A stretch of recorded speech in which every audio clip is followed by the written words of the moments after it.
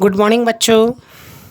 Online class में मैं चंदन कुमार आप लोगों का स्वागत करता हूं। इस वीडियो की सहायता से मैं बिहार बोर्ड के संस्कृत स्टूडेंट को हिंदी पढ़ाऊंगा।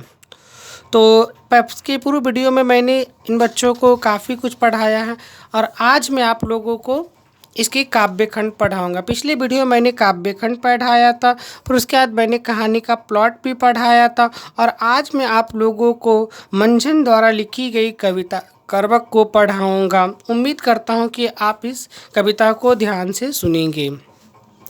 तो सबसे पहले हम मंझन के विषय में थोड़ी सी जानकारी प्राप्त कर लेते हैं।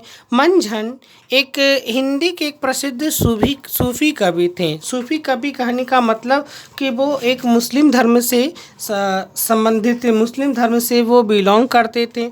इनके जीवन काल के बारे में हमें बहुत सारी जानकारी प्राप्त तो नहीं है, फिर भी इनके जीवन के संबंध में हमको एकमात्र इनकी रचना मधुमालती से ये पता चलता है।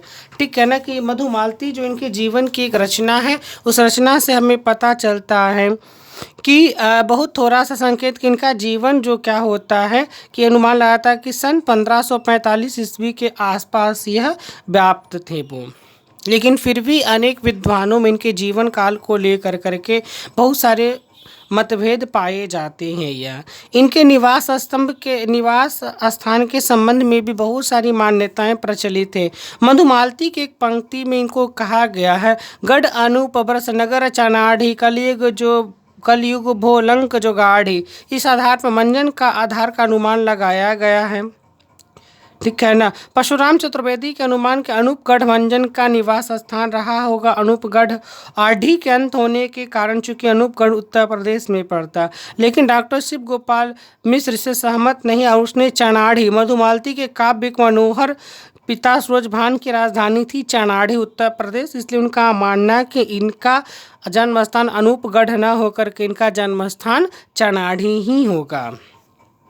खैर, मधुमालती से हमको ये भी ऐसा पता चलता है कि एक जगह से छोड़ के दूसरी जगह भी गए होंगे। जैसे मधुमालती में उन्होंने अपने संबंध में कहा है, तब हम भो दो सर बासा जब रे पित छोर कलीवासा। इससे ज्ञात होता है कि मंझन अपने गुरु का नाम शेख मोहम्मद या गोश मोहम्मद बताते हैं और जो अधिकांश गुरु के संबंध में नहीं कहना चाहते, गुरु परंपरा के संबंध में इतना ही बताते हैं और ये भी कहते हैं कि वो अपने निवास स्थान को छोड़ के कैसे दूसरी जगह भी गए होंगे। ये एक आध्यात्मिक जीवन से जुड़े हुए कवि हैं। इनकी कविताओं में ऐसे ही कुछ देखने के लिए हमें बातें मिलती हैं। तो इनकी कविताओं को हम देखते हैं, दो पदों में पदबंध किया गया है इनकी कविताओं को।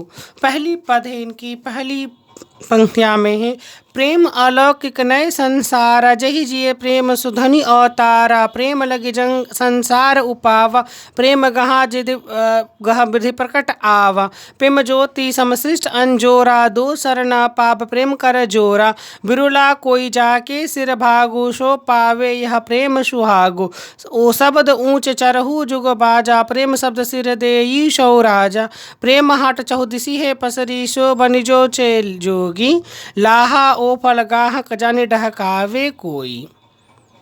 देखिए इसकी पंक्ति व पंक्ति शब्द व शब्द समझिए। प्रेम अलौकिक नय नग संसार, इस संसार की सबसे सुंदर कोई वस्तु है तो वह प्रेम है। आपको सबसे पहले बता दूं, प्रेम और प्यार में फ़र्क होता है। प्रेम वासनापूर्ण होता है, प्रेम वासना रहित होता है और प्यार वासना पूर्ण होता है। लेकिन इसलिए प्यार की बात नहीं करती, प्रेम की बात करती हैं यह। तो प्रेम इस संसार का एक अलौकिक सुख है वो, जो जिए सो प्रेम ध्वनि अवतारा। और ये धरती पर सबसे सुंदर नेमत जो है क्या, वो प्रेम ही होता है, जिसके सहारे मनुष्य अमरता को प्राप्त कर लेता है। प्रेम लागी संसार उपावा, प्रेम के बिना ये संसार उपावा है, यानी कुछ भी नहीं है। एक आपसी प्रेम के कारण ही जो कि हम एक दूसरे से जुड़ाव रखते हैं, भाई बंधु मित्र सखा का एक संबंध बनता है। अगर प्रेम ना हो तो हम एक दूसरे से बात भी नहीं कर सकते।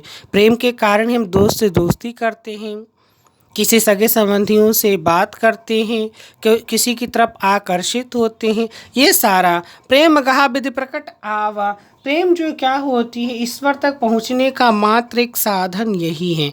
ईश्वर तक पहुँचने का साधन प्रेम, जो कि एक प्रेम मानव को मानव से करना चाहिए, मानव के सुखों से सुखी होना चाहिए और मानव के दुखों से दुखी होना चाहिए। प्रेम ज्योति समश्रिष्ट अंजोरा, प्रेम एक ज्योति की तरह है जो संसार में प्रकाश फैलाने का काम करता है। अगर प्रेम ना रहे तो कोई भी किसी के सुख में सुखी ना हो। दोसर ना प्रेम कर छोरा, और जो क्या होता है, जो व्यक्ति इस प्रेम का स्वाद को चख लेता है उस दूसरी चीज़ों का स्वादन करने की जिज्ञासा नहीं होती है। विरुला कोई जाके सिर भोगी, कभी कहना चाहते हैं कि जो व्यक्ति प्रेम के मार्ग पे चलने लगता है सो पावे प्रेम सुहागी, वो प्रेम को रास्तों को छोड़ के दूसरा कोई रास्ता नहीं अपना सकता है। वो प्रेम यानी मानव को मानव से, पशुओं के प्रति प्रेम, फूलों के प्रति प्रेम, ये सब जो व्यक्ति प्रेम सच्चाई सादगी को आकर्षित होता है उससे कुछ और दुनिया की चीज़ें प्राप्त अच्छी नहीं लगती हैं। शब्द उच्च चरहु जुग बाजा, कहते चारों युगों में सिर्फ प्रेम की एक प्रशंसा होती है। आज हम लोग उन्हीं की गुणगान करते हैं जिन्होंने मानवता के लिए अच्छे काम किए। प्रेम पथ सिर देई सो राजा, और जो व्यक्ति इस प्रेम पथ के रास्ते पर चला है वो व्यक्ति राजा बन गया है। लोग उसका सम्मान करते हैं, पूरा संसार उसका नतमस्तक होकर के वंदना करता है और ऐसे व्यक्ति की सभी प्रशंसा करते हैं। प्रेम हाट चहुदिशी है पसरी, कभी कहते हैं कि प्रेम का हाट जो क्या होता है कि चारों ओर फैला हुआ, हम जितना चाहें इसे हम लोग बटोर ले। लाहा ओ फलगाहा जाने डहकावे कोई, कि ये मानो ये दुनिया एक बाजार है और हम इस बाजार के सौदेदार हैं। जितना चाहें हम लोग इस प्रेम के रस को खरीद सकते हैं, उसको प्राप्त कर सकते हैं। स्वयं कबीरदास ने भी कहा है कि ढाई आखर प्रेम के पढ़े सो पंडित हुई। उनकी पंक्तियाँ आप लोगों ने पढ़ा होगा। पोती पढ़ी पढ़ी जग मुआ पंडित भया न कोई, ढाई आखर प्रेम का सो पढ़े सो पंडित होई। यानी प्रेम इस दुनिया की सबसे अनमोल नेमत है और इस नेमत को वही प्राप्त कर सकता है जो इसके महत्व को जानता है। दूसरी पद में कवि कहते हैं, अमर न हो तो कोई जग हारे, जब मरी जो मारे तही मरचु न मारे। प्रेम के आगे सही जग आचा, सो जग जाने काल से यो वाचा।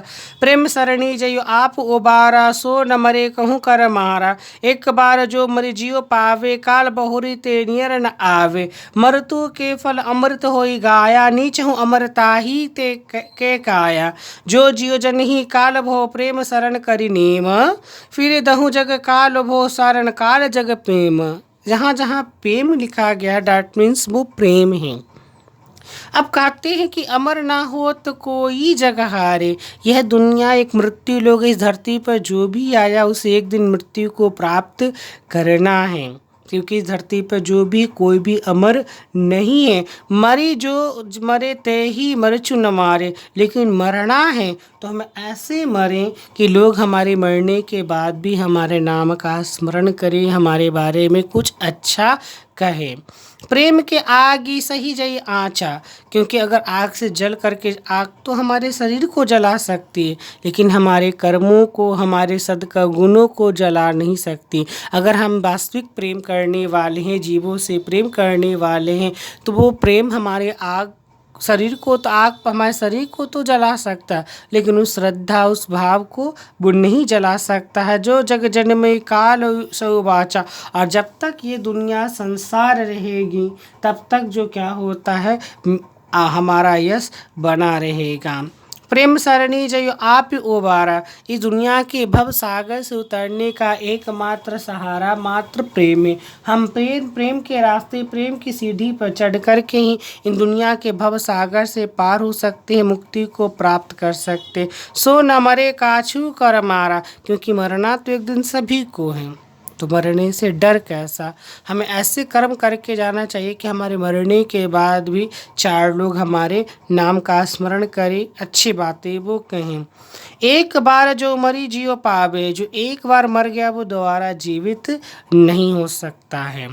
लेकिन काल बहुरित ही नियर न आवे। जो व्यक्ति अपने नाम अपना यश फैला करके जाता, उसे कुछ भी हो जाए काल उसके पास कभी निकट नहीं आ सकता, क्योंकि वो अमर हो जाता। आज जैसे बहुत सारे महान व्यक्ति उन्हें जो अपने महान कृत्यों से अमर हो गए, जैसे महात्मा गांधी जी, सरदार वल्लभ भाई पटेल, तात्या टोपे, रानी लक्ष्मीबाई, बाल गोपाल कृष्ण गोखले, राजा राम मोहन राय, ऐसे बहुत सारे गणमान्य व्यक्ति जो मर तो गए लेकिन उनके नाम आज भी स्मरण है, मृत्यु उनके निकट नहीं आई है। मृत्यु के फल अमरति होई। प्रेम एक ऐसा फल है जो मरते हुए व्यक्ति को भी अमर कर देता है, यानी उसका नाम युगो युगो जन्म जन्मांतर तक बना रहता है। नीच ही अमर ते ही तय काया, ये तुम्हारे शरीर तुम्हारी काया को भी, शरीर को भी अमर कर देता।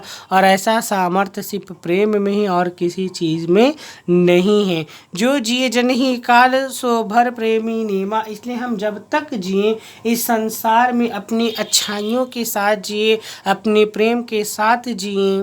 फिर दघो जग काल भो शरण कल जग प्रेमा, और दुनिया को प्रेम के साथ प्रेम रूपी संसार में डूब करके रहें, यानी एक दूसरे से भाईचारे, सादगी, अच्छे व्यवहार के साथ हम लोग जीते रहें। ऐसी भावना के साथ कवि अपनी इस कविता को लिखते हैं, और मैं उम्मीद करता हूँ कि कवि की ये भावना आपको समझ में आई होगी। अगले वीडियो में मैं आप लोगों को, या अगले क्लास में मैं आप लोगों को इसका पाठ का प्रश्नोत्तर कराऊंगा।